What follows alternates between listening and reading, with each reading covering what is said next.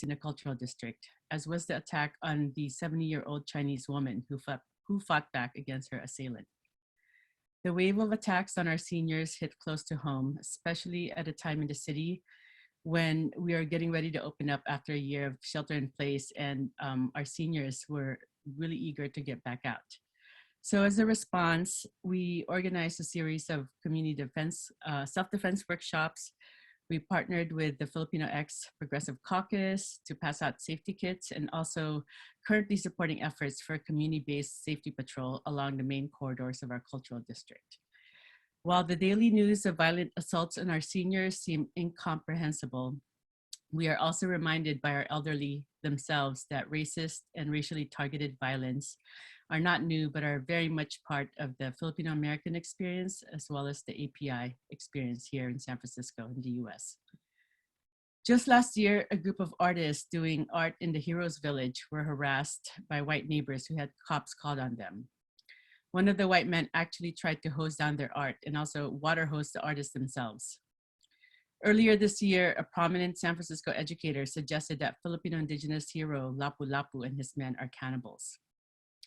While shocking, blatant attacks like this but even less visible and more systemic racism is a daily experience in our community. So part of our response, we thought it was important to have a critical dialogue on the roots of anti-Asian violence, and we are grateful to be able to host this panel with some of the incredible Filipino and API women community leaders. I'd like to introduce our moderator, Jontel Labyrinto. Jontel is a community organizer and staff writer at People Power Media. She's also a lead organizer with the Philippine X Progressive Caucus of SF Rising, which aims to build political power and self-determination for Filipinos in alliance with other working class communities of color in San Francisco.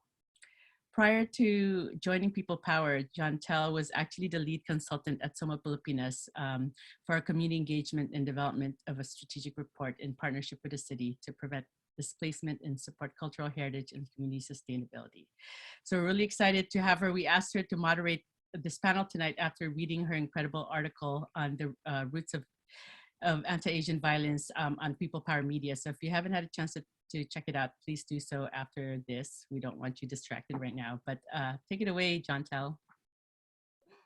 Thank you so much, Raquel, for the warm welcome, and thank you to Soma Pilipinas for hosting this really important discussion. And of course, a huge thank you to everyone who is tuning in tonight. We're going to have a really great time together and discuss some really important topics. Again, I am Jontel Labyrinto with People Power Media, and I'm really excited to be moderating this discussion and conversation with these panelists who are really lucky to have joined us this evening. As Raquel mentioned, we know this discussion is more than just timely, it's really critical. This month is Asian Pacific American Heritage Month, a time for us to commemorate our cultures, our traditions, practices, and histories. And we have histories and legacies of resistance, but we also have legacies of violence that we see and are still experiencing today. To acknowledge and commemorate our histories means contending with all aspects of our histories and creating space for discussion as we think about immediate and long-term strategies for community safety and solidarity. This is why I'm so excited to be in conversation with our panelists tonight and hear from them and the work they're doing in, with, and for their communities and our communities. I'll introduce them one by one and also give them some space to share a bit about themselves before we dive into our discussion. And just to tell you a little bit about our timeline tonight, after our introductions, we're going to kick off the discussion with some opening questions for our panelists and then take questions from the audience for the rest of our time together. So if you have any questions for the panelists, please submit them to us through the Q&A function here on Zoom. We have folks monitoring it and will be feeding it to us for us to discuss later on. So now, with all that being said, let's move on to introducing our panelists who are, amazing, and we're so lucky to have them here with us this evening. First, I'd like to introduce our first panelist, Dr. Robin Magalit Rodriguez, and tell you a little bit about her. Dr. Rodriguez is a leading expert on the Asian American experience. She's a scholar activist who has been committed to advancing social justice through her writing and teaching, as well as in partnership with communities for over 2 decades. She currently serves as a professor and is the former chair of Asian American Studies at UC Davis.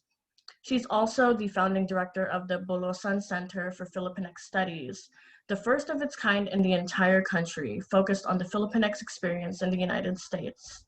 Alongside her scholarly work, Dr. Rodriguez is a committed activist and grassroots organizer. She's been especially passionate about immigrants and workers' rights, as well as anti-racism work, including the struggle for ethnic studies. Dr. Rodriguez, thank you so much for joining us this evening. I'd love to give you just a few minutes to tell the audience a bit about yourself and your work. Sure. Hi. Thank you so much for inviting me to speak. The SOMA has a place in my heart as a former resident of the district. I see in the attendance list some folks kind of broadly from the neighborhood, so it's kind of nice to be in a San Francisco space virtually. So it's good to see everybody here. You know, I did do work supporting immigrant workers in San Francisco. It's been 10 years now. And yes, continue to do a lot of scholar activist work in my writing, and I actually have 2 books forthcoming. One is sort of a survey of the contemporary Asian American experience that'll be coming up out in the next few months. And then also a book on Asian American activism from an intergenerational lens, which will actually feature some incredible Asian American organizers from San Francisco, including Pam Towley and Alex Tom, Eddie Zhang, among others. And so that's coming out early next year. So again, I'm really just happy to join all of you and looking forward to the discussion that we have later on during the Q&A. Thank you so much, Dr. Rodriguez. Our next panelist is Lei Waa Wu. Born in Hong Kong and raised in the Midwest, Lei Waa is the Policy and Alliance Director for the Chinese Progressive Association, or CPA, which is a little easier to say. CPA is part of the Coalition for Community Safety and Justice, which is advocating for the safety needs of Asian American communities and actively partnering with other multiracial coalitions who are working to connect the fight against racism to safety, from Asian crime victims to other victims of color. They hope to develop a citywide plan to address violent incidents against Asian Americans and address root causes through a 3-pronged approach, including expanded community outreach and victim services, city public safety infrastructure, and cross-racial healing and solidarity. Lei Waa, thank you for being here this evening. I'd like to also give you some space to share a little bit about yourself with our viewers.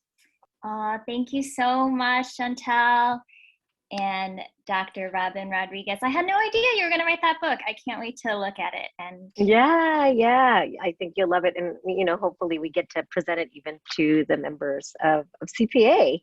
Yes. So I'm timing myself because I can go way over if I don't do it. But a little bit about myself to share. So again, my name is Lei Waa Wu. Pronouns are she, her, hers with CPA. I think what is important for folks to know about me right now is I am Chinese.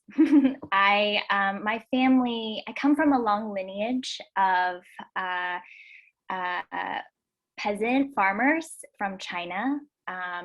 My family, actually my dad arrived to the United States on a tourist visa when I was 1 year old.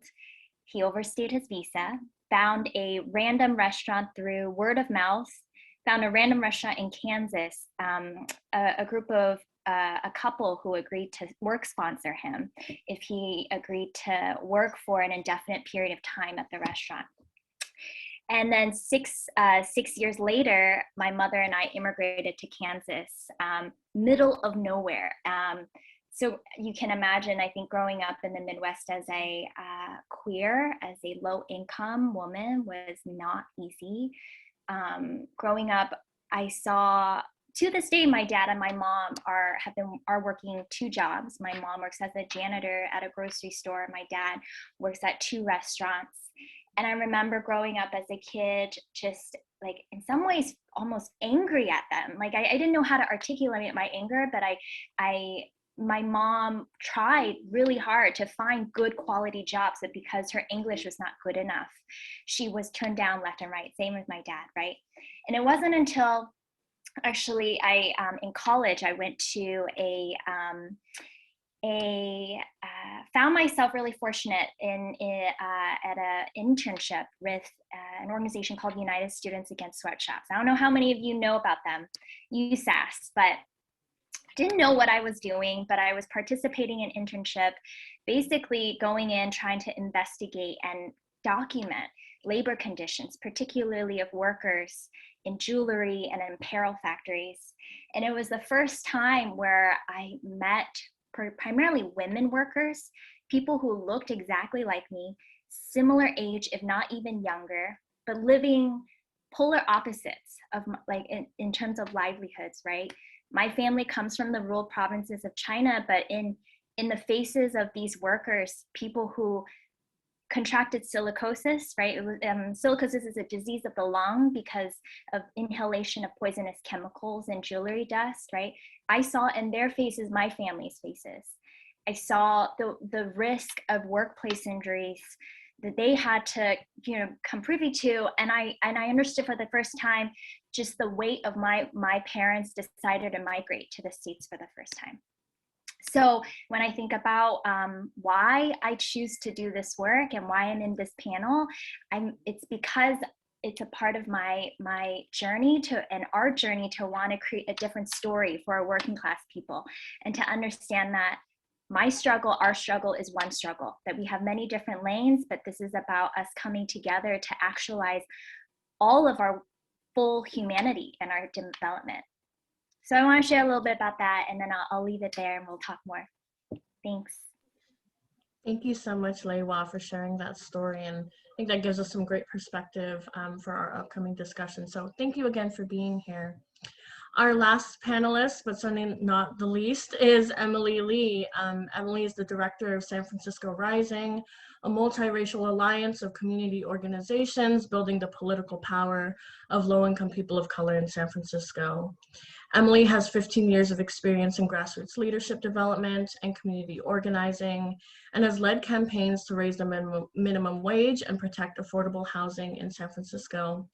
SF Rising is rooted in Latino, Chinese, Filipino, and Black communities that are directly impacted by the criminal justice system, but have been excluded from political and policy decisions. Emily, thank you so much for joining us here this evening. I'd also like to give you some space to share with the audience. Thanks, Chantal. Very excited to be on this panel with lots of fierce API women. And yeah, just a little bit about me. So I grew up in a suburb of Los Angeles in the San Gabriel Valley, and ended up moving to the Bay Area for school.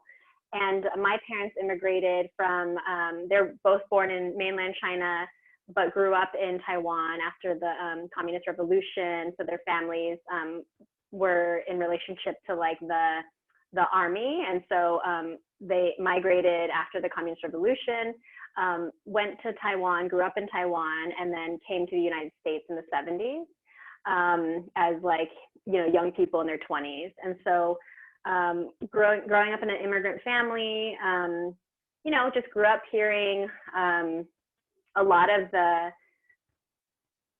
kind of xenophobia that just exists and is everywhere in America. So I grew up hearing, white people tell my mom to like go back where you came from when they heard her speak with, English with a Chinese accent. I grew up hearing like ching chong racial slurs in elementary school, even though my school actually it wasn't like I was the only Asian person, but that was just like kind of common. And then, that just really resulted in a lot of internalized racism growing up that I didn't even actually recognize until, many years later, as a young person going to school and, going to my first ethnic studies class and being able to put a word and a name and like a system to like what I had experienced and, just some of those experiences. And it wasn't until I lived in China for a year and a half where I was studying Chinese and, meeting family in China who I'd never met before. And I realized, I was like, wow, this is crazy that for the first time ever in my life, it's like I blend in. And this is this crazy situation where it's like, my black hair, I'm just one of many black haired people here. It's like I'm in the sea of many Chinese people riding the subway, and as long as I didn't open my mouth and they couldn't hear my bad Chinese, they actually thought I was just, you know, another Chinese girl who was, you know, living her life. And so I think like when that kind of hit me, I was like, wow, this is like what it feels like to feel like I actually feel safe here. I actually feel like I don't have to like constantly be like assessing like, oh, who's around me, and like, you know, how many like people of color in the room or in this restaurant, or, you know, are there any people who might like, you know, verbally like, you know, assault me or like, you know, yell things at me. And that was just such a strange thing to realize, like subconsciously, like growing up here in the United States, there's just a level of like anxiety and mental exhaustion that you have to, you know, navigate all the time, because you're trying to figure out like, is this a safe place for me? Is this a place where my identity is going to be like used against me in some way? And so, yeah, it's just a really fascinating experience to live in China for a year and a half, to like reconnect with family there, to learn Chinese, and then to come back to the United States in 2005 and start working at the Chinese Progressive Association. So I worked at CPA, where Lei Waa is, for 10 years before, you know, transitioning out and becoming the director of San Francisco Rising, which is a multiracial alliance that includes CPA and many other powerful organizations like SOMCAN, Filipino Community Center, Mujeres Unidas y Activas, Coleman Advocates for Children and Youth, Causa Justa Just Cause, Poder, and Dolores Street Community Services.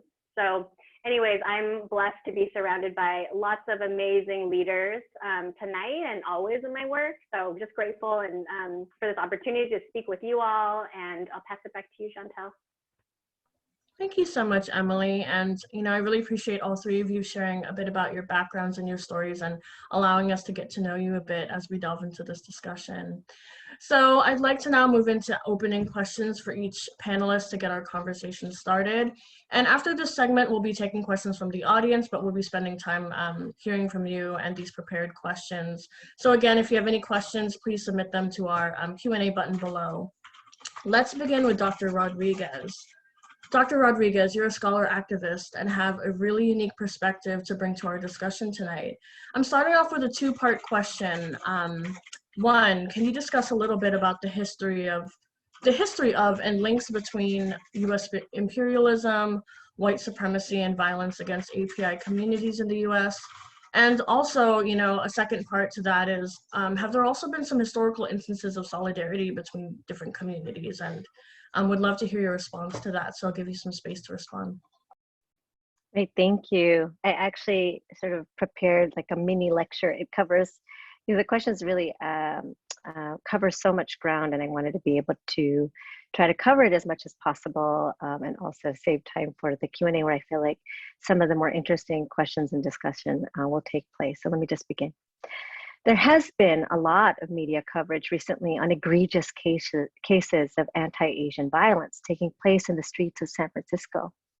My aim today, however, is to invite us to resist complicity with the anti-Blackness that many of these media depictions perpetuate, and to instead expand our definition of anti-Asian violence. I want to draw attention to the kind of violence that affects much broader sets of the Asian population and has done so for generations. The kind of violence that is so insidious because it is invisibilized and the perpetrator is less easy to identify. The kind of violence that not only victimizes Asians, but all people of color. And that is the violence of white supremacy and its deep embeddedness in the economic, political, and cultural structures of our everyday lives. I uncover these histories because to understand the roots of anti-Asian violence is vital if we're interested in truly rooting it out.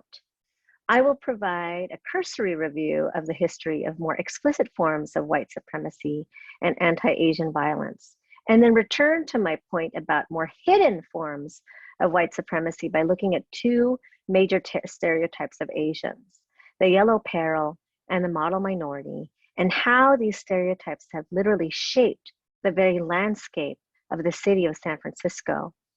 I hope we can dive deeper into a conversation on the issues that I raised here during the Q&A. The yellow peril stereotype is one that is centuries old. It casts Asians, and by extension, Asian Americans even, as economic, political, cultural, and even sexual threats to the West. Asians have been figured as a peril to be reviled, feared, and even eliminated. The stereotype is based in Orientalist framings of Asians and extended to Asian Americans as the opposite of the ideal Westerner. As the Westerner is rational, kind, and decent, the Oriental is irrational, conniving, and deviant. The threat from Asia has and continues to haunt the American psyche, manifesting most recently in the so-called Wuhan flu, but going back for more than a century when Asians first migrated to the US. The Chinese were enticed to come to the US for jobs in agriculture and on the railroads in the mid-19th century. At the end of slavery, America required a new source of racialized labor that it could subjugate. If enslaved labor was no longer an option, at least unfree labor, like the labor provided first by the Chinese and then other Asian groups, could be taken advantage of. The capitalists extracted enormous profits from Asian workers. They were characterized as a yellow peril, threatening to displace whites by taking away their jobs or even their land. Unlike Ellis Island and the Statue of Lady Liberty that graces it on the East Coast, which serves as the symbol of the US as a nation of immigrants, Angel Island symbolized both America's desire for exploitable and expendable laborers and its bitter disdain for non-white people. As a yellow peril, Asians were figuratively and literally linked to disease and decay.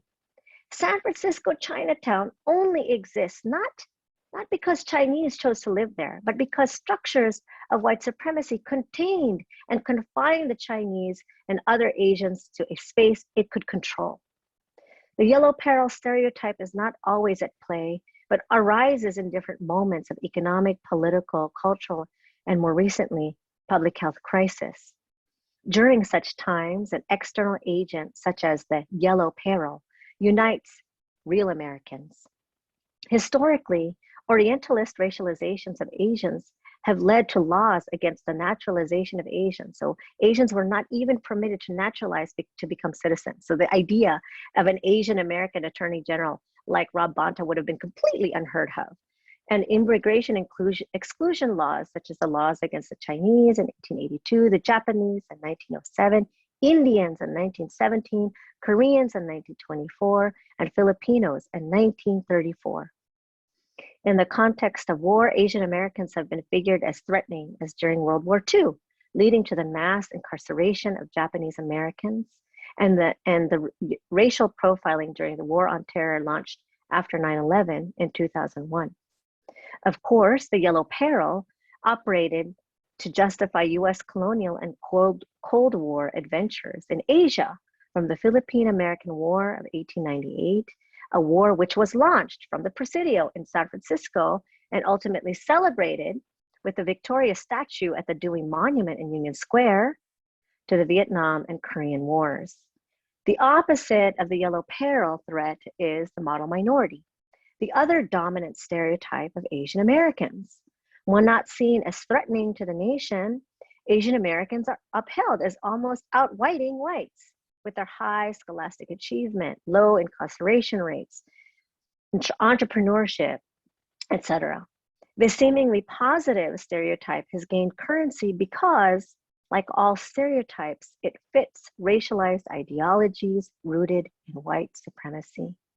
The fact that a minority can achieve in the United States supports this notion of America as a meritocratic society and does not discriminate against against minorities. The US gets cast instead as enlightened and colorblind. Though I can't go into the full history here, it is important to note that the model minority myth emerged at the height of the civil rights movement, at a time when Blacks called out white supremacy in the US, at a time of growing Black power, a counter discourse of the US as supportive of minorities was marshaled in the form of the model minority myth. The model minority demonstrated to the nation and the world that the US was not racist. The stereotype divides minorities, however, testing one good group against another bad group. It is fundamentally anti-Black, the model minority myth.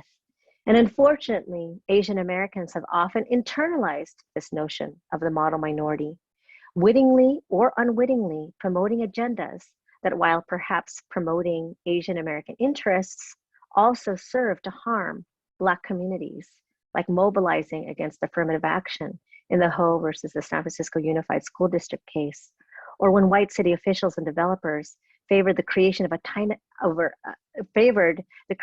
Japantown over investing in preserving and promoting the rich history of Black culture and activism that proliferated in the Fillmore. But many people don't even realize today is that San Francisco was once home to a thriving Black community constituting nearly half of the city's population in the mid-20th century. Lost when the dichotomous stereotypes of Asian Americans are the many Asian Americans who experience economic insecurity, poverty, discrimination, segregation, underfunded schools, and the like. Asian Americans are not monolithic, and I know folks who live in the Soma know this very well. Notably, when favorable views of Asian Americans like the model minority myth dominate, violence is still happening.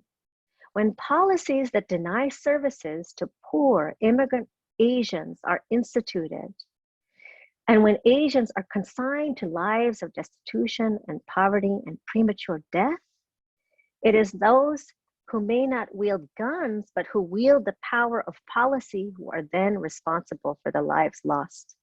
When, as now, communities are hard pressed, and this is especially true, we've seen this here in my neighborhood here, I live in the greater Sacramento region, we're hard pressed to get federal, state, and local funds to support testing and vaccination efforts in marginalized Asian communities because our struggles are made invisible by dominant stereotypes of our community. That is anti-Asian violence. When our histories as people of color are sanitized and we are denied the opportunity to tell our stories, as in the ongoing struggle for ethnic studies in the K through 12 system and even at the University of California level, when our youth are made to endure an education that denies who they are and they must suffer from deep mental health wounds as a consequence, that is also anti-Asian violence. I would venture to say that it is the most dangerous sort of anti-Asian violence because it can mask itself as being something else. Yet if Chinatown was born out of the exclusion of the Chinese, it also created space for community for a range of Asian ethnic groups. Though these groups were often even made to compete against each other, they still called the same place home for many decades. By the late 1960s, when residential hotels in Chinatown, like the International Hotel, were threatened with demolition, as the city sought to expand the financial district, an intergenerational cross-racial front mobilized to stop it. Many of these same people had already come together to successfully fight for the establishment of ethnic studies at San Francisco State University, and had they not mobilized, I would not have a job at UC Davis. Indeed, every site of anti-Asian violence has also been a site of resistance and solidarity. If a monument celebrating US imperialism can be found in Union Square, that site and Market Street, just adjacent to Union Square, has and continues to be the site for cross-racial solidarity. In the wake of 9/11, people of color, people of all different backgrounds stood against the racial profiling of South Asians and Muslims and against the global war on terror. And more recently, Market Street has been filled with those protesting other forms of militarized violence like that taking place in Gaza. To conclude, we are all, every single one of us, caught in the structures of white supremacy, whites along with people of color. White people cannot deny how white supremacy privileges them. Asians too have to grapple with how we have been recruited to uphold white supremacy as its model minorities. In fact, all people have to grapple with how white supremacy tries to recruit us to be pitted against one another. A task ahead for all of us too is to grapple not just with more obvious forms of white supremacy, but the forms that hide from view.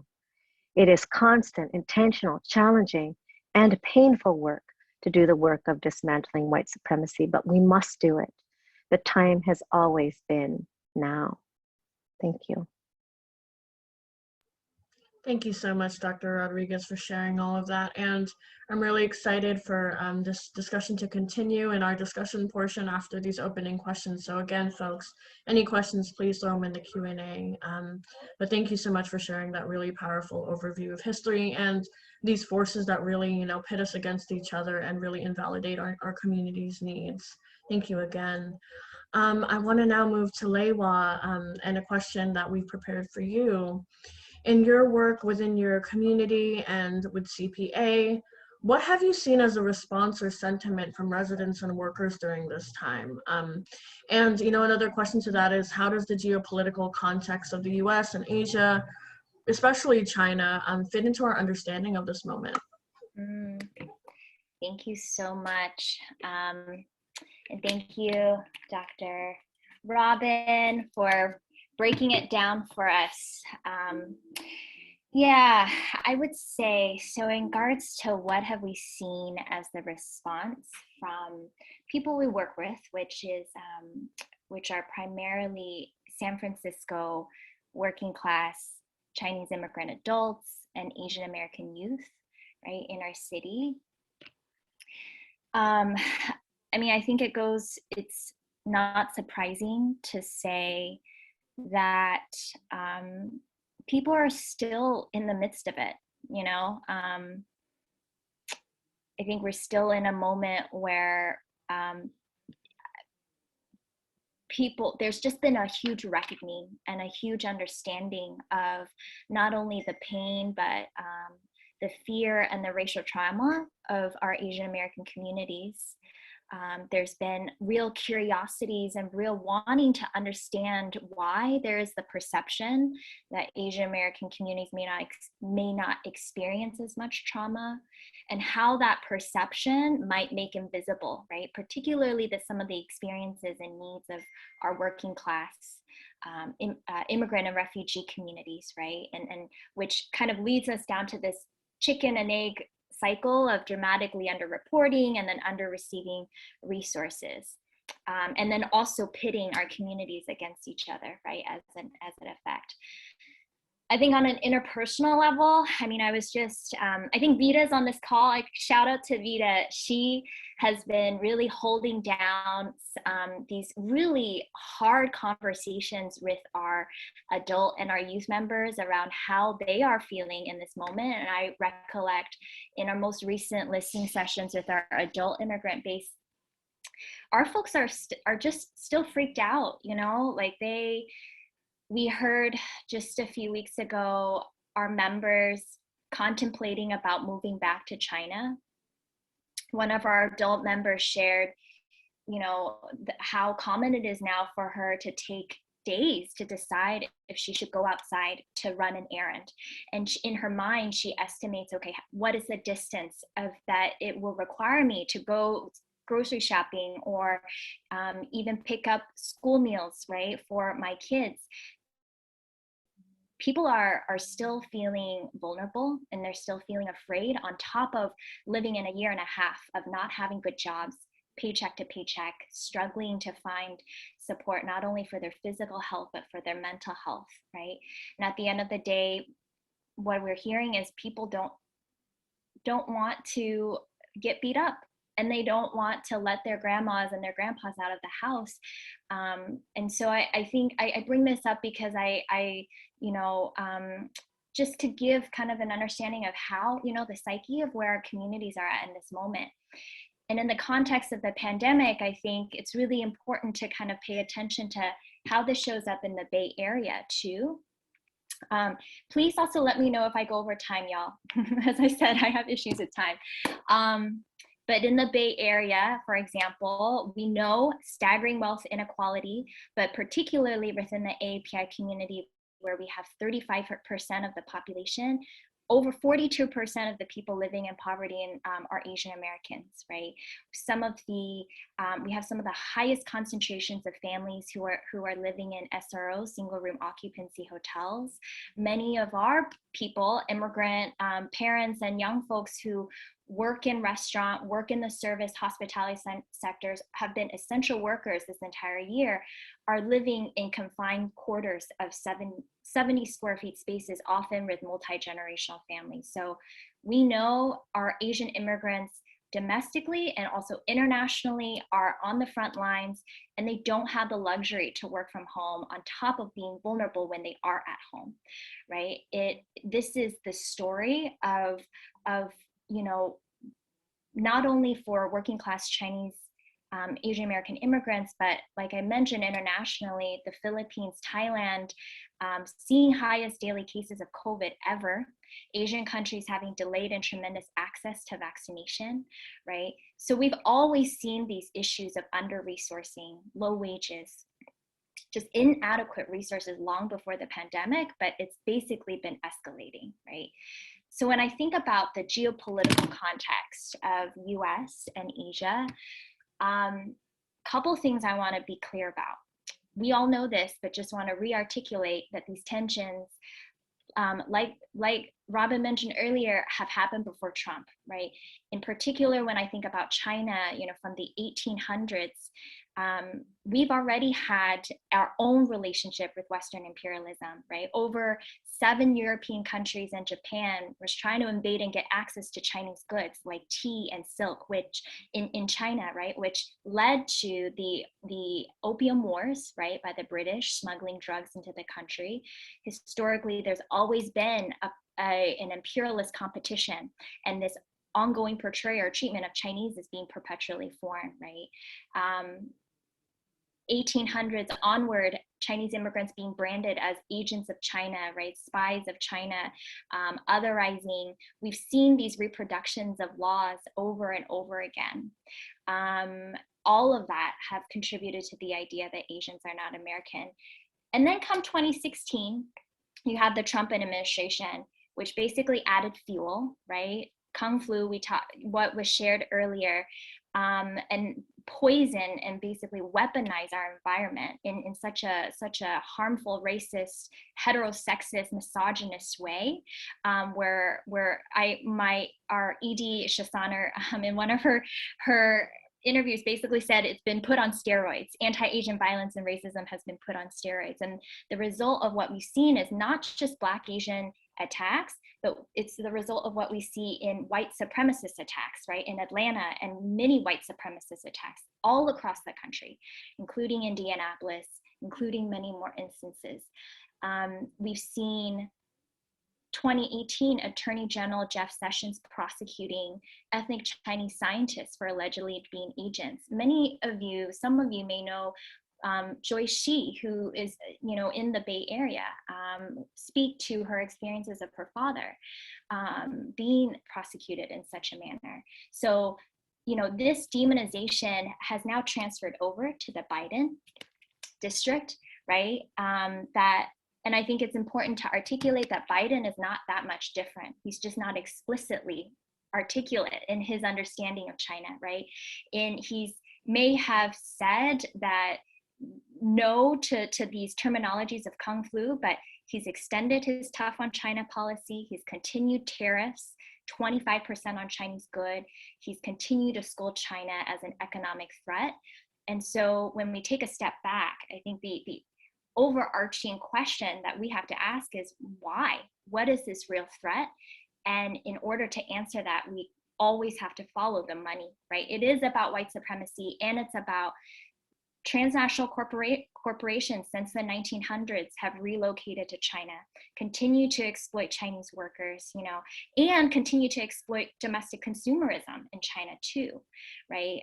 And so when we look at Amazon, when we look at Apple, and then we look at China, who has the largest working class in the country, right? It's really clear to see who is benefiting and who is suffering the most, that of which are the regular workers, right? Who deliver the Amazon packages, the medical workers, the factory workers. And so we have to be able to, when we think about the geopolitical context, we have to understand this beyond the domestic experiences. We also have to understand the complexity and diversity of even what China identity is, China as a government and China as a people. in order to find a solution that is comprehensive and really addresses the root of the problem. Thank you so much, Lei Waa, for two things, sharing this geopolitical context and also really making it plain and clear that a lot of the anti-Asian and anti-Chinese sentiment and violence did not just start with Trump's rhetoric. It's much deeper than that. And also really want to appreciate sharing your perspective with us because it's rooted in the perspective and in the everyday lived experience of those you serve. So thank you for really naming that. And you know, the real fear and mental state of a lot of our communities and where they're at. So really appreciate you sharing that with us, Lei Waa. My next question is for Emily. Your work with SF Rising is a testament to the possibilities and importance of cross-racial solidarity and community building. My question to you is, you know, given the discussion we've had so far, what does solidarity with other impacted communities that are facing violence and oppression look like? And, you know, what is the on-the-ground experience of solidarity work and how can we build from it? Thanks, Chantal. So, I mentioned in my introduction that, I took an ethnic studies class that really helped me understand the systems of oppression and what was happening to all communities of color in the United States. And I just wanted to share a short story about an experience I had in my early 20s. I was actually riding the elevator to go to like my first nonprofit internship or something. And in the elevator with me was a Black woman in her 30s and like a white man in his like 40s or 50s. And the Black woman was talking on her phone to a friend, and she was talking about her boss and how he discriminates against her and her other Black coworkers. And after she got to her floor and got off the elevator, the white man, turned to me and said, well, maybe if she didn't talk so much and did her work, her boss wouldn't have a reason to complain about her. And he said it to me as if it was like, automatically assuming like I'm on his side, right? And that I would like agree with him. And it was pretty shocking to me because it just helped me realize that like white supremacy not only wants to like objectify and own Asian women's bodies, but also wants to, and accuse us of being perpetual outsiders in America. But white supremacy is also reinforcing the Asian model minority myth that somehow, we are on the side of white people and that our interests are actually aligned with white people and white supremacy and not other people of color. So I just think that while we're addressing the issues of anti-Asian hate crimes that are rising and anti-Asian racism that does exist, it's, very important that, that as we stand up for our communities during this time of violence, that we do it in a way that's in solidarity and without reinforcing that myth that wants to pit me as an Asian woman against a Black woman who's talking about the racism she faces on the job. And so I think because we often see Asian people used as a wedge against the interests of Black, Brown, and Indigenous people, we play a really important role in society when we talk about the racism we experience. And, for example, in San Francisco, I know that people have seen all these very high profile, really horrific, violent assaults on Asian elders, which have in some cases resulted in death. And in some of these cases, the defendant was a Black man. And as a result of the anti-Black racism that's kind of baked into the DNA of America, we're seeing more and more demands for incarceration, for severe prosecution and sentencing, which disproportionately impacts Black and Brown communities. So that's why I kind of feel like this panel, this teach-in is so important, because we have to actually claim and understand the history of violence that is perpetuated against Asians by white supremacy, so that we can actually fight for our people and fight for our communities when that harm is committed, but not at the expense of other communities of color who we also need to see as in this fight with us. So I just wanted to start off by saying that, and also that, at the beginning of the pandemic, a good friend who is an elder, Chinese American woman in her 60s, was shoved by an older white man as she waited in line at the local Starbucks in San Francisco. She almost fell, and she said she turned to look at him and she just saw like the hate in his eyes. And in that case, the Starbucks barista like gave her coffee on the house and said, oh, don't worry about paying. And then she was escorted outside the Starbucks. Meanwhile, as she was leaving and basically escorted out, you know, she saw the rest of the staff like smiling at this guy and serving him because he was next in line. And it really forced her to ask, you know, why was she the one who was supposed to leave the Starbucks? Why was this man's violence excused and kind of implicitly accepted by the staff and the other customers? And there's just so many examples of these attacks on our Asian elders, and each one kind of serves to really re-traumatize and re-trigger the fear and anger and outrage that we all feel. And, you know, I think that, you know, in another incident of, in March of this year, a man named Ron Tueson, who's an Army veteran of Filipino, Chinese, and Spanish descent, actually, you know, was at a bus stop in Ingleside, and a man approached him and yelled some slurs and said, "Get out of my country." And he was punched and knocked to the ground. And Mr. Tueson said that, you know, he ended, at least in his quote in that media article, was that he said he did want justice done, not just for himself, but for all the other victims of anti-Asian attacks throughout the country. And at the same time, he said, I want fairness. You know, if this man who attacked me fell through the cracks, and, you know, I've fallen through the cracks in different situations of my life, I don't want him to get the book thrown at him, right? And so it's just like, I thought it was really illuminating to kind of how this, you know, survivor of this crime, Mr. Tueson, was able to actually talk about, I get it, you know, people are in different circumstances, and, you know, I don't want to see someone put away for life or for a crazy amount of time if what they need is help, you know? And, you know, in that case for him, that there actually was evidence that could allow the district attorney to prosecute it as a hate crime. But in many cases, the burden of proving something as a hate crime is really difficult under the definition of the law. It's like kind of a high burden of evidence. And so like incidences like this about, you know, my friend at the Starbucks, you know, this veteran, you know, it's really infuriating. And I feel like it does make me so angry. It makes me sad. And honestly, sometimes I just feel hopeless about it. I think that despite that, like we cannot kind of perpetually live in that anger and fear, because for the sake of like our parents, our grandparents, our children, our community, like we have to actually take action and reimagine what real safety for our community looks like. And so we have to understand, obviously, that, you know, as Dr. Rodriguez explained really eloquently, like there's a whole system in place, right? That is perpetuated and upheld every day by racist institutions, by policies, by political leaders. And, you know, we can't actually create the path forward until we understand those roots of racism in our country. And so San Francisco, we're really grappling every day about how do we keep our community members safe in a way that doesn't further incarcerate Black and brown men or racially profile Black residents of Chinatown. You know, and I think the cool part of the story about this friend who was attacked at the Starbucks, she decided that the only way she could feel safe walking in her neighborhood, again, was to invite her neighbors to walk with her. So she created a walking buddy program where elders can request somebody to walk with them if they don't feel safe. And prior to that, she hadn't left her house for weeks because she felt unsafe going outside. And, you know, that idea of like, how do I create the safety I need and our community needs in a community-based response actually was just really profound, because it didn't take that much, you know, and it helped her be able to get out of the house, be able to, you know, go outside again in a way that built relationship with her neighbors, and also made her feel supported.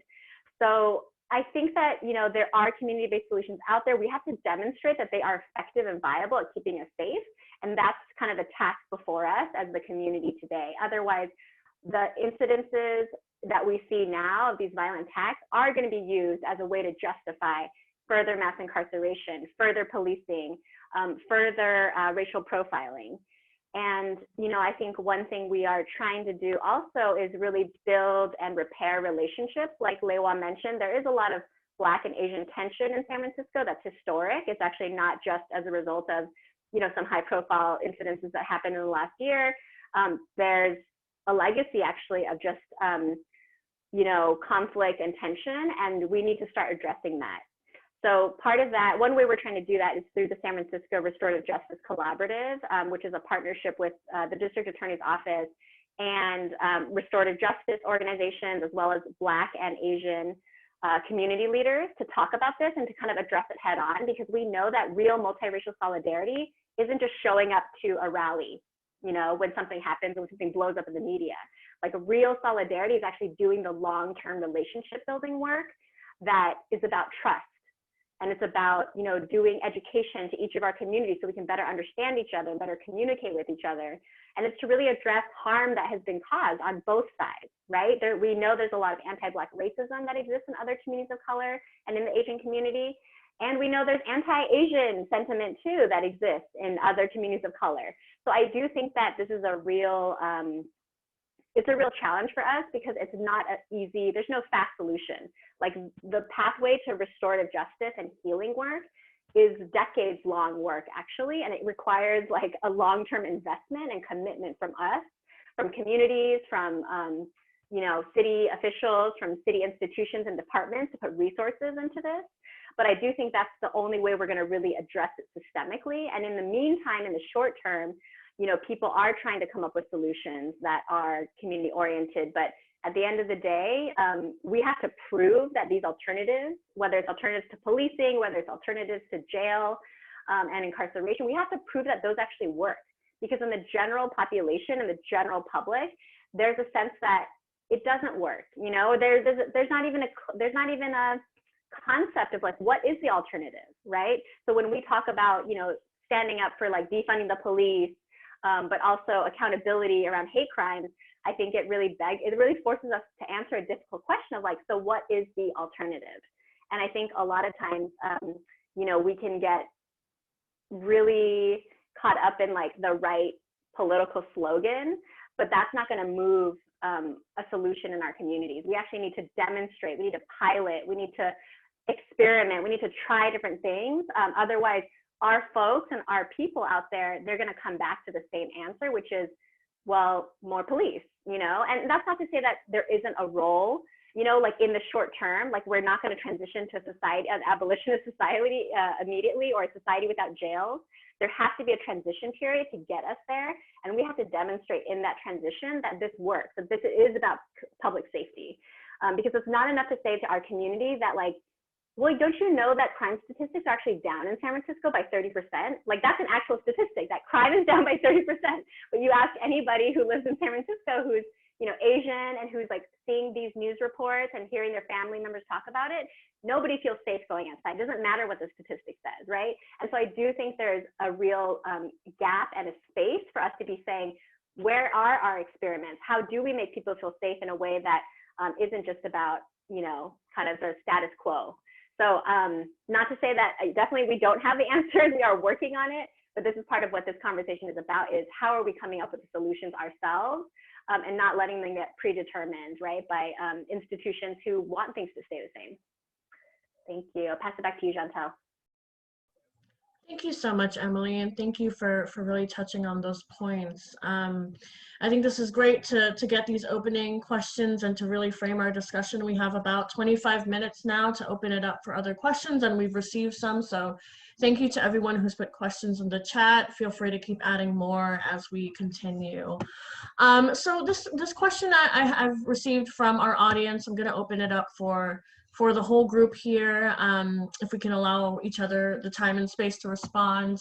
The first question we received is, as we, the API community, gradually become more socially embedded and economically successful, what can prevent us Asian Americans from turning around and becoming biased ourselves against other POC? And I want to give space to everyone to answer. I think this touches a bit on the discussion we had about the model minority myth and falling into these traps of white supremacy. So whoever would like to take this question, I'd like to open it up.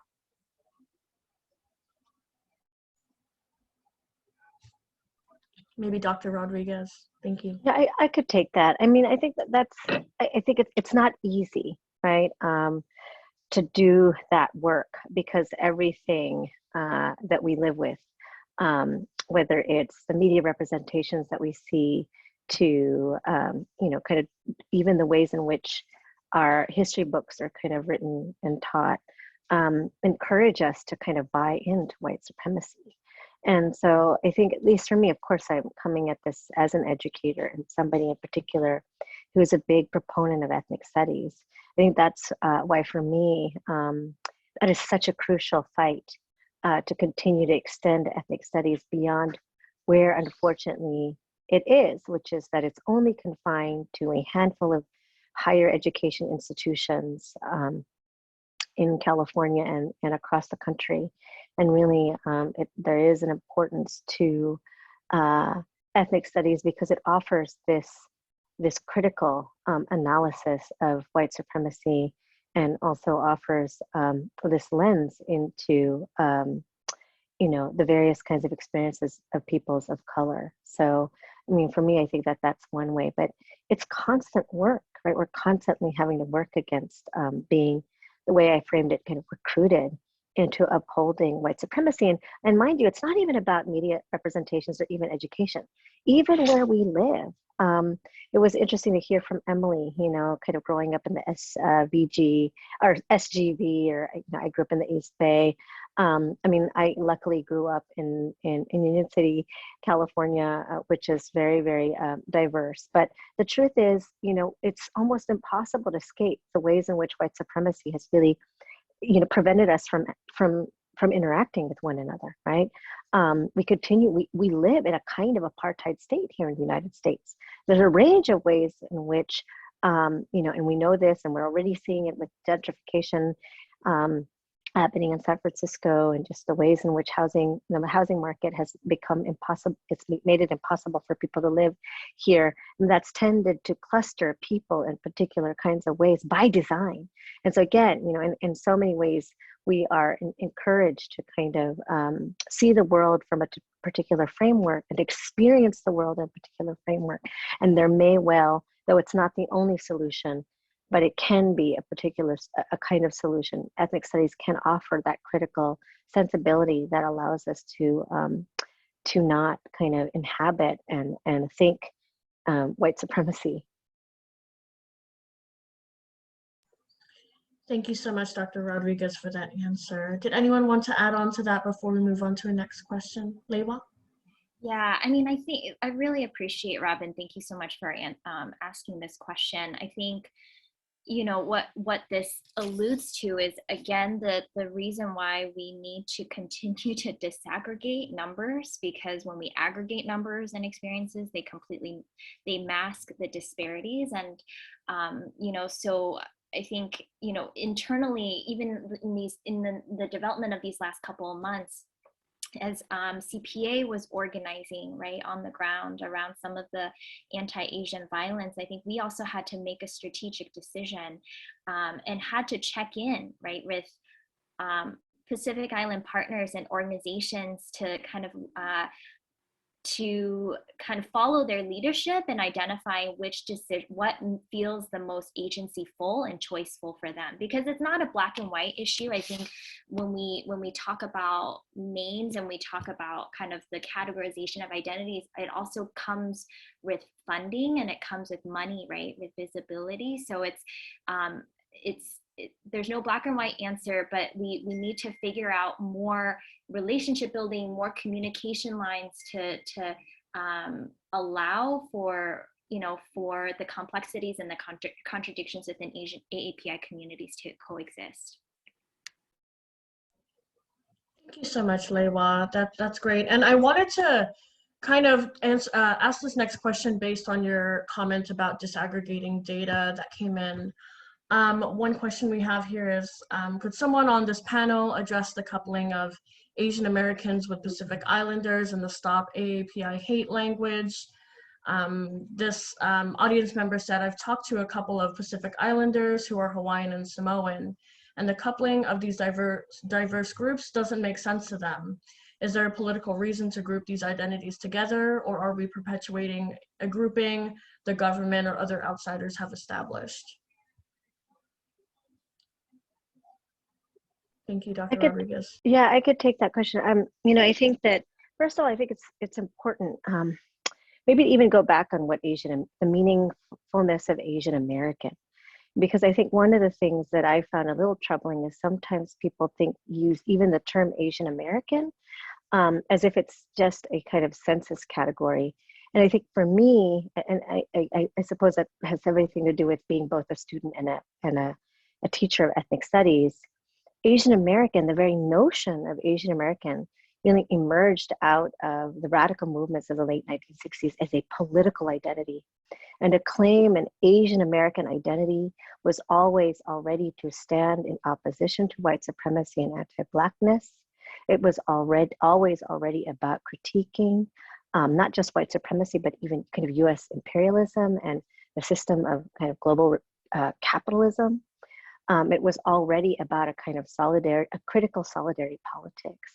Now, I think, just in terms of the PI, I think at some point there became a way that some activists were advancing PI as part of this broader political identity of Asian Americans because of the ways in which Pacific Islanders share, along with other Asian groups, this history of the experience of, at least, in common with Filipinos, this experience of colonization, this shared experience of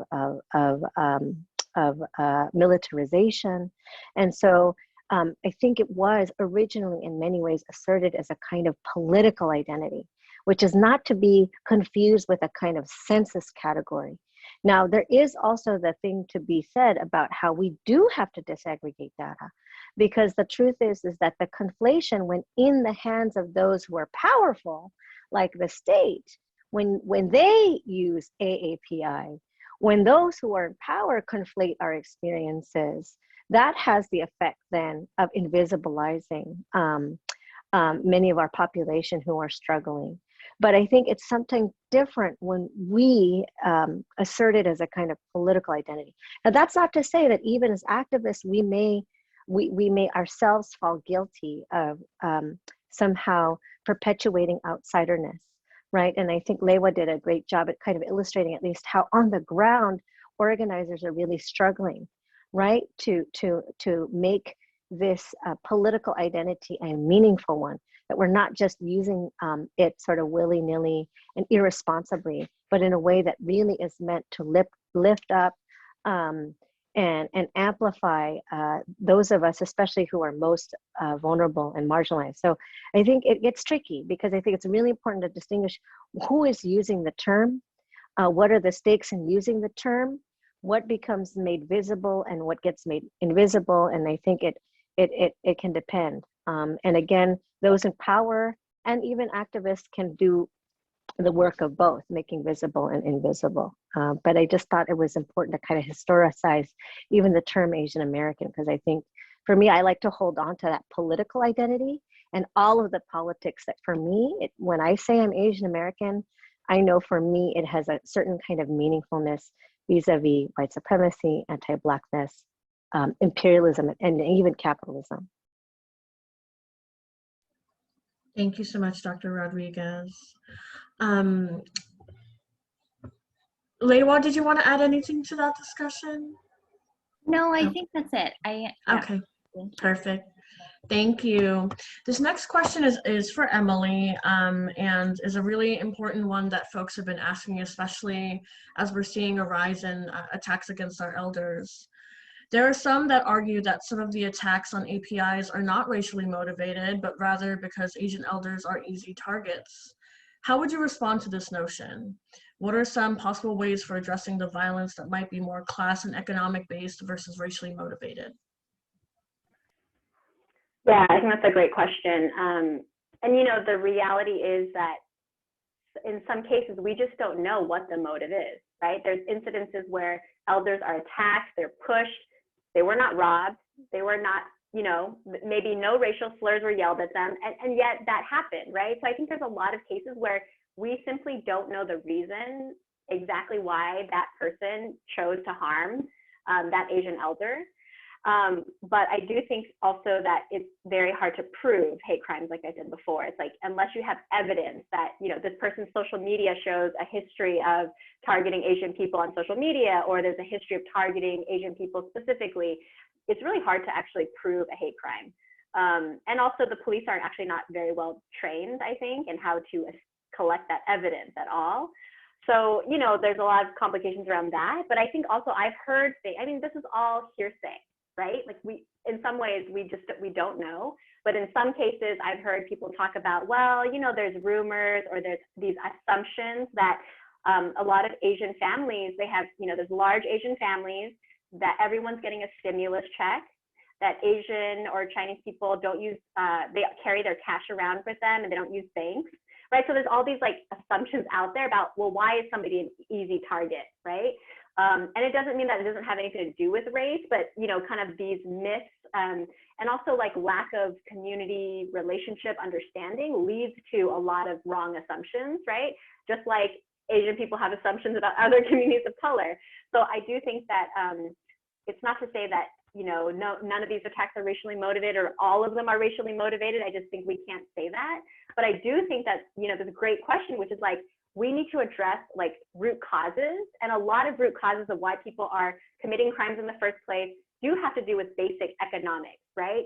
How are we supporting people to actually have access to basic needs, right? So that crime is not a necessary thing that people have to turn to, where people can actually get their housing needs met, or their, you know, transportation needs met, or education needs.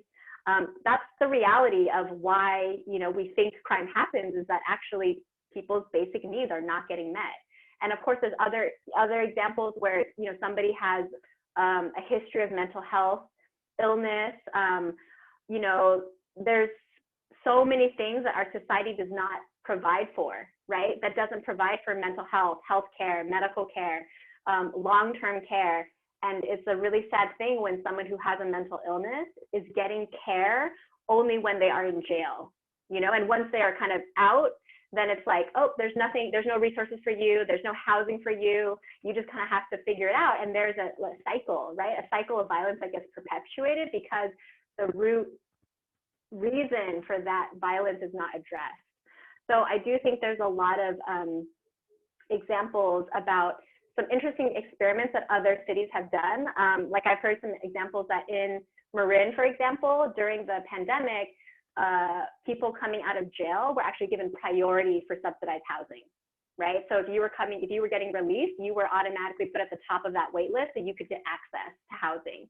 And that helps people, that literally prevents people from like entering that cycle again, right? So I do think there's so many different things that we can try, that we need to look at what are some concrete things that as soon as someone is released from jail, there's a, you know, whatever, like a one-stop shop that connects them with everything they need. And we just know that the resources, just like for homelessness, we know there's not enough beds. We know there's not enough affordable free housing. Like, we just know that people are caught in a cycle, and that until we interrupt it, until we resource it and fund it, that it's going to continue to happen. And I think that there's a lot of ways also that, you know, there's some great evidence to show that programs like the Make It Right program, which is a youth restorative justice program, diversion program in San Francisco, where youth who go through this process of like understanding the impacts of their actions, going through victim offender dialogue, people don't recidivate, right? Like their recidivism goes way down because people understand the impact of their actions and they understand what harm was caused, and they have a way to repair that harm and actually choose a different path. So there's a ton of statistics to show that those types of diversions that are not incarceration actually work in stopping crime and reducing crime at the root. I think, thank you so much, Emily. If I could add just a little bit more. Absolutely, I think when we think about this issue, we have to think about it from a place of both and. While we don't know the motives, have to understand the impact of scapegoating and the barrage of all of these race, you know, intersections of race and class. I think it's also an interesting conversation because we're also noticing on a national and on a state level this growing rise of hate crime, right? And of kind of the enhancement for crimes that are committed, right? When motivated by prejudice, race, and gender. And so again, kind of really speaking to the both and, we can't underemphasize the violence that has continued to be perpetuated by kind of particularly invisibilizing AAPI experiences, and at the same time, really trying to be mindful of how we don't call everything, right, as a racially hate motivated crime. And because what that ends up doing is it individualizes, right, these issues, when actually the root causes are what everything that Emily had mentioned. There's so many systemic forces that cause violence to happen against us, whether it be interpersonal, whether it be institutional. Thank you, Emily and Lei Waa, for answering that question. And, you know, to kind of add to this point you're both making about intervention, support, and resources for folks and really addressing the root causes, we have one question. What is the role of the states on a either municipal, county, state, or national level in promoting Asian American safety and preventing anti-Asian violence when recent hate crime legislation is anti-Black and will only expand the carceral state? And I want to open that up for anyone here on this panel. What can we do about resources and getting any kind of support from these bodies to stop this violence and to support us without relying on, you know, anti-Black and overly punitive measures that we know harm other communities? I'll just kick it off by saying that, you know, every state, every city, every county is getting an influx of money right now from the American Rescue Plan that's coming in for over the next year, right? There's stimulus money. There's all these resources are flooding into states and cities and counties, as it should, to help with COVID relief. And, you know, those are basic resources that should go to reducing childhood poverty, should go to food stamps, should go to learning loss, you know, that happened during the pandemic for students. It should go towards childcare. It should go towards housing, to making sure that renters aren't evicted. I mean, these are all ways that if we make sure that that funding is actually going to real economically just and racially just recovery, that actually will help, right? Those are all ways that by investing in all communities of color and all low-income communities, that's how we prevent more, you know, anti-Asian attacks or attacks on our Asian elders. I think that there's just no substitute for making sure that as we have a social safety net for everybody. And I think that, you know, I'm not an expert in all the hate crime legislation that's getting passed nationally and federally and the state. I don't think that all of it is bad. I don't think all of it is necessarily carceral. I think some of it is about visibilizing and providing more tools so that we can adequately capture what are hate crimes, are they actually happening, how do we document them?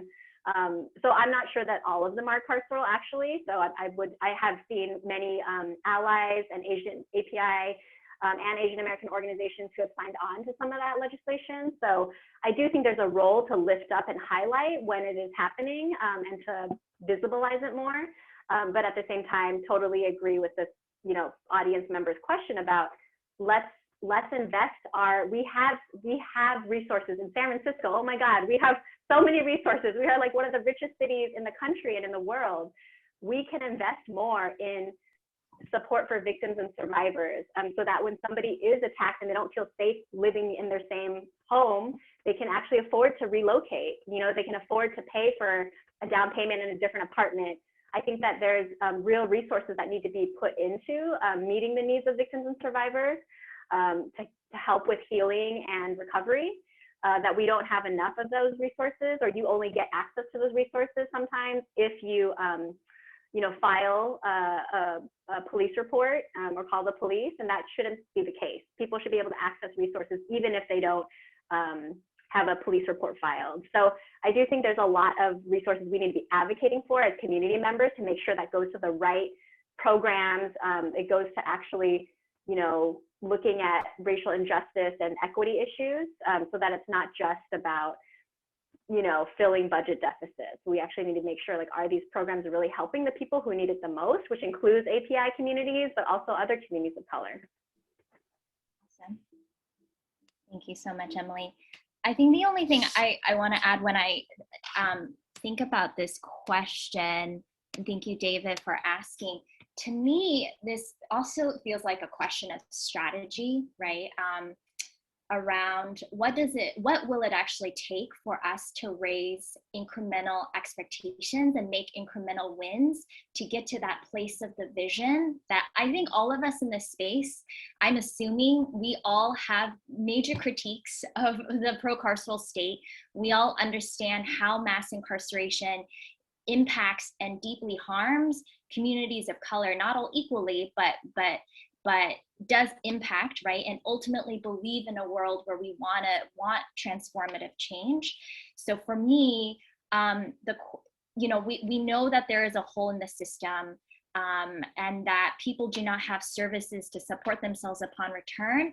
But for me as an organizer and for us in identifying our strategy, I think we have to make grounded assessments around where we are at in moving us to that place of vision. And unfortunately, we're very far from reality in having that different system where we are no longer able to, where we don't need to rely on state institutions to provide support, total safety, accountability support, right?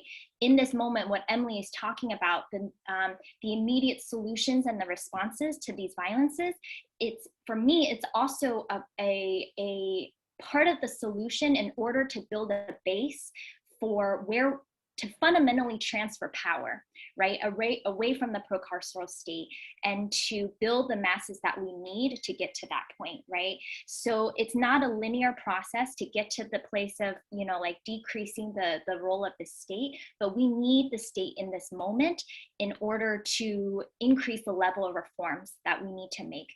So every assessment that we make around how much we rely on the state, right, what we need to fight for, what are the small stepping stones, it's gonna change. Like our assessments, sometimes they may be right, sometimes maybe be wrong, we might have to pivot, but I think that I think we are in a moment where we need to make sure violence against Asian Americans and all communities are not acceptable, and we have to be creative and have to be open to the complexity of solutions in order to advocate for that true vision of fair and humane options for everybody. Thank you so much, Emily and Lei Waa, for answering those questions. And as we're on this tip about solutions, we have time for one last question before we close out. So I just wanted to thank the audience again for submitting these questions. I wish we could answer all of them, but our time is coming to an end. So I want to leave this one last question for our panelists. First, I'd like to say, I think it's important to note to folks that we don't have all the answers, and this discussion has been really a way for us to open it up and talk about these complexities and create space. But that doesn't mean we stop organizing and building together. So my last question for the panelists is, can you expand more on the role of organizing in combating these forms of oppression our communities are experiencing and supporting our communities? How important is organizing, and what are some solutions we can create from it? And I'd like it to open it up and maybe give each panelist a minute to talk. Maybe I'll start with Dr. Rodriguez. Sure. I mean, the truth is, organizing is vital. Organizing is what even made possible the visibility even of what we're seeing. The truth is that, even though the media has picked up on some of the kind of anti-Asian violence, on the ground organizers, we were on this last year. Even before shelter in place. And so I think that, activists and organizers have everything to do with kind of where we're at. And I think too that, solutions, we do have to really, again, I think this is, I agree with Lei Waa about the ways in which we have to kind of think about the ways in which we leverage, kind of state resources. But there is a real importance in building our power as people and exercising in that power. And I'm going to just leave the rest, I think, to the full-time organizers to answer. But thank you. Thanks so much, Dr. Rodriguez. I think one thing kind of to add on to what Dr. Rodriguez was saying about media, I mean, one of the biggest learning lessons in this year is, in many ways, the awe-inspiring power of media in sharing information on such a democratic kind of massive scale, and how beautiful it is in creating community. And at the same time, I think the ways in which that can create misinformation and disinformation spreading. And so when I think about kind of the climate of media, to me, I also think about I see the difference between mobilizing and organizing. We often use media as a form of mobilizing and activating people in a moment, but as a community, we need to figure out a way to capture that fire and that in this historic kind of moment of activation and get people to turn it into organizing power. And what that means is in small scale and big scale. And when I think about community safety, one of the most important kind of actions in the moment is actually really small. It's like, how do we build relationships with people again in a moment where we've been so isolated, bring new people to really move into this place of grace and humility to be able to ask the critical questions that we need, like, and trust that, trust that we can do it. Can I just add really quick too on this question about organizing? I think that right now we're getting out organized by the other side. Like, we're getting seriously out organized. The misinformation that's spreading on social media is a real problem. And this is how we ended up with Donald Trump, right? It's like, you cannot create the right solutions when the analysis and the understanding of why these problems happen is spreading like wildfire on social media. And I think that honestly, we have to do a lot of public education around what are alternatives, because we can't just keep saying the police are bad, jails are bad, prisons are bad. Like, we have to actually say, what is the alternative, right? And we have to show people that we have an alternative and get people to join us in that. And I think that has been a huge gap, is like, we have a long-term vision and long-term solution we want to get to, but we don't have what are all the stepping stones to get there. And you can't bring someone onto your campaign or into your organization if you don't have a tangible, real solution to offer them that is immediate, that is in the moment, right? And so, people are handing out whistles, people are getting trained in self-defense. Like, those are all great short-term solutions. And at the same time, we need to model, so what are the community-based responses? Some people know about the CART campaign, which is a compassionate alternative response team for homelessness. And it's a community-based response model that is an alternative to policing. And it involves community ambassadors, it involves formerly homeless people speaking to people on the street who need services, they need programs, they need support, instead of the police responding, right? So if we can pilot and model these types of programs, that's how we show people there is an alternative, there is another way that we can do public safety that isn't about just reliance on law enforcement. So I just feel like, just to really push us as a movement to like get to those concrete solutions, because no one is going to join us in this fight if they can't see exactly how we are providing a solution and an alternative. Thank you, panelists, so much for leaving us on a hope of solution, on a note of solutions and some hope. I just wanted to thank everyone who joined us tonight, and again, our panelists. This has been a really great start to understanding how we can rethink community safety and solidarity, and some solutions to keep each other safe and resourced and taken care of. So thank you again. I want to pass it back to Raquel Redondias of Soma Filipinas to close us out so we can go and enjoy our evenings. Thank you all again. Thank you, everyone. And, I want to thank again the panelists for all the history lesson and the real talk, about just the history of our communities, what we've been dealing with, but also just the reality, so the myth of like, Dr. Robin Rodriguez, who's actually a very close friend of mine, Robin, but to really break, like, I've never heard anyone break down like the myth of the model minority, in that way, and really connect it to the to white supremacy and anti-Blackness, and being used and us being recruited to buy into the system. And so, and I really appreciate so that quick history lesson, but also Lei Waa Wu and Emily Lee to really sharing just the real experience and the real talk and the contradictions that our communities are dealing with, right? And we put together this forum because, we were doing a lot of, handing out the whistles and the personal alarm kits and the self-defense, but we know that what we're up against is much greater and much more systemic, and that we also need to address that. And at first I was like, how do I close this? How do I talk about, like, what do we do as, somewhat Filipinas, the small and big things. But I do want to say that we wanted to have this forum to spark a critical education, critical dialogue, but really at the end of the day, what we invite people to do is take critical action. And so, we invite you to support the work of the Carlos Bolosan Center, to support the work of CPA, just really being on the front lines, not just of like protecting our seniors, but building that multiracial solidarity, both the immediate and the long-term solutions. And then of course, the work of the SF Rising. And we're also part of SF Rising, as, supporting both their C3 and C4 efforts. So, and we invite you to support the work of Somos Filipinas, and that work, we're a cultural district, but we're a people-powered cultural district, and we're known for many different things depending on who you ask. Some people think we're just all about the night markets and the parties and the small businesses and the great Filipino food, the fusion, Filipino food, that and products, but really our main mission is to assert our right as a people to be able to stay in the city.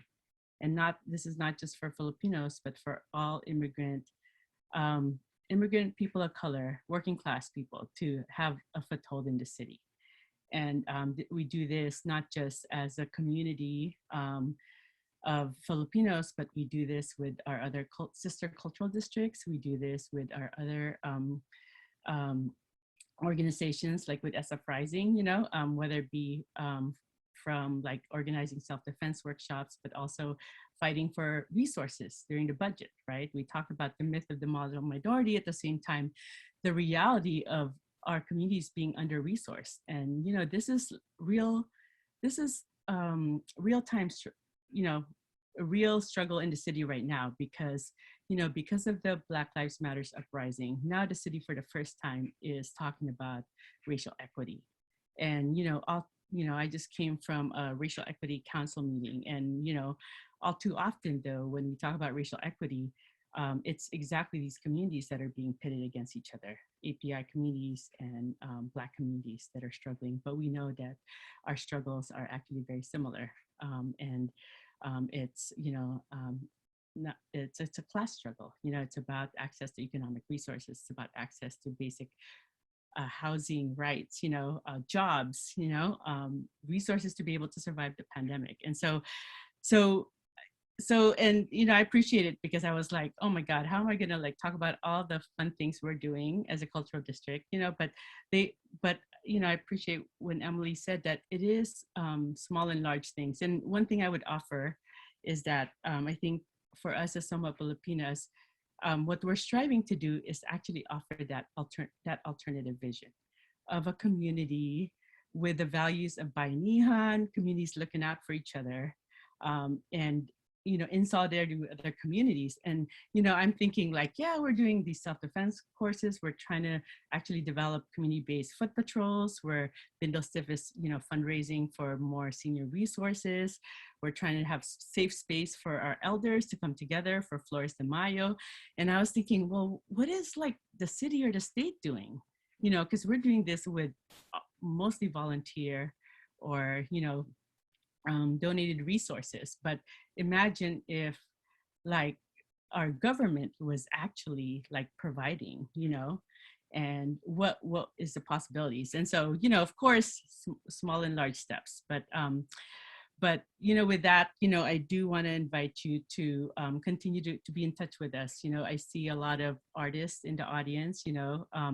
We will be looking forward to convening actually Filipinx artists to dialogue and talk about the intersections of art and then also community-based responses, and using art, to be able to combat racism and also advance interracial solidarity. There's actually APIC, which is our Asian Pacific Cultural Center, is holding a festival in June, exploring how we can foster recovery, resilience, and regeneration in our Soma and Chinatown communities. And I think, at the end of the day, it starts with communities, right? We do want to change the system, and hopefully, not just cultural districts, but our communities on the ground can help model the alternative system that we're striving towards, where we're actually looking out for each other, we're looking out for the most vulnerable amongst us, and we're not using coercion or vengeance to address these things, but also to address the root causes of why attacks and violence take place in the first place. So thank you again to all our panelists and our audience members for hanging with us. And it's great just to know that how much interest there is in having this kind of hard discussion, right, in our community. And we hope to see you all in the cultural district in the coming months as the city opens up. We're going to be having a lot more in-person activities, and looking forward to have just more community building in person with all of you. Thanks, you. Raquel. Thank you, John Thank Tell, you. for such great work moderating this panel Thank today. you so much. Thank you. All right. Good night, everyone. Good night.